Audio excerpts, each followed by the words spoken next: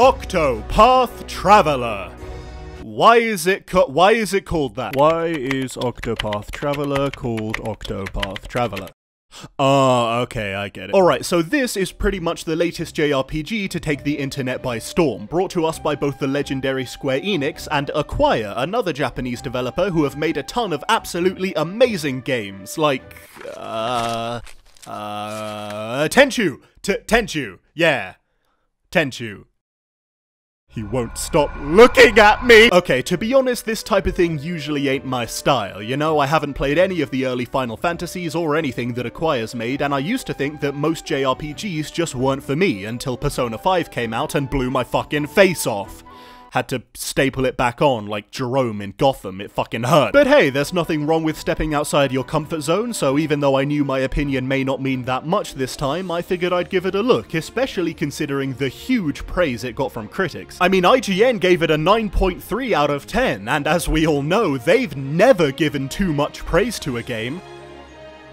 Ever! But what did I think of the game? Well, in my personal opinion, I think it's good. Not amazing, not spectacular, maybe great at times, but overall, this is good. So the game follows the adventures of 8 travelers, each with their own personal goals. At the start of the game, you have to pick one to play as, and usually I would pick something like a warrior, or a barbarian, or a big muscly man with the big muscly muscles. But in the name of keeping things fresh, I went with the apothecary, who coincidentally turned out to be my favourite character in the whole game. Each character represents a different class, and what I like is that they all bring different things to the table gameplay-wise. Of course they all have unique combat abilities, but I was more impressed with their out-of-combat abilities that they can do whilst exploring the world. You know, like steal stuff, buy stuff, ask stuff, or just beat the shit out of random civilians because we're the good guys. I really like how these abilities make the characters feel more unique and special. Plus, it's always fun to just steal things from right under someone's nose, unless you get caught, that is. Ah, shit! So I like all the characters from a gameplay point of view, but,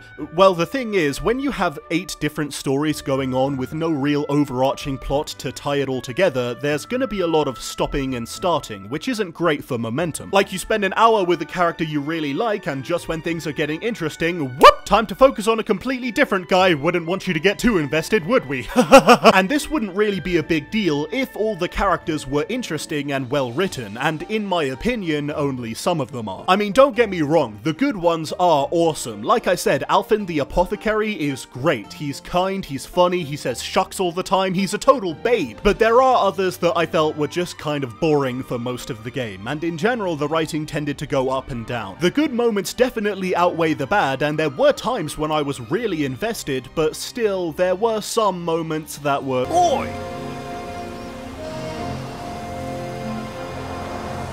Yeah, okay. But anyway, let's talk about the combat. It's a JRPG inspired by old Final Fantasy, so obviously the fighting is turn-based, and I actually like it. Coincidentally, it's got kind of the same system Persona 5 had, where every enemy is weak to a certain kind of attack. And discovering and exploiting your enemy's weakness is actually really fun and rewarding, and it's pretty cool in the video game too.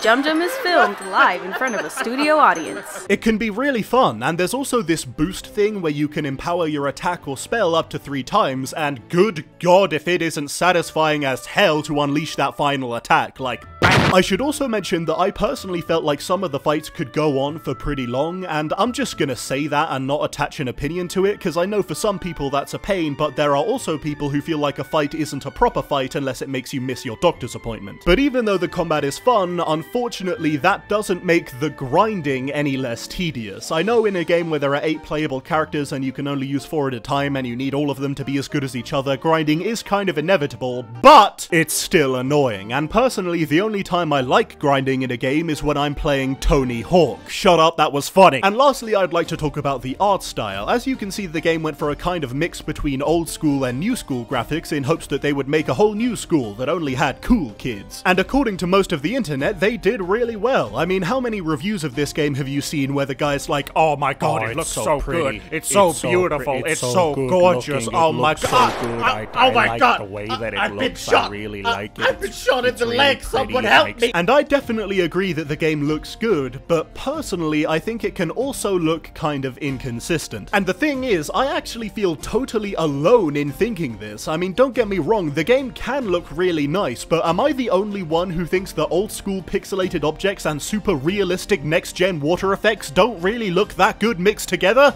Am I the only one? Anyone? But at the end of the day, Octopath Traveler is a good game. I don't think it's without its flaws, but you know what? It's fun, it's engaging, and even if it does have old school graphics, it's still a huge game. So full price makes sense, you crybabies. I may not have been as into it as some others, but I still think it's a solid game with a lot to offer. If you're into JRPGs, I say you should pick this up now. Unless you want a physical copy, in which case you're shit out of luck, bitch!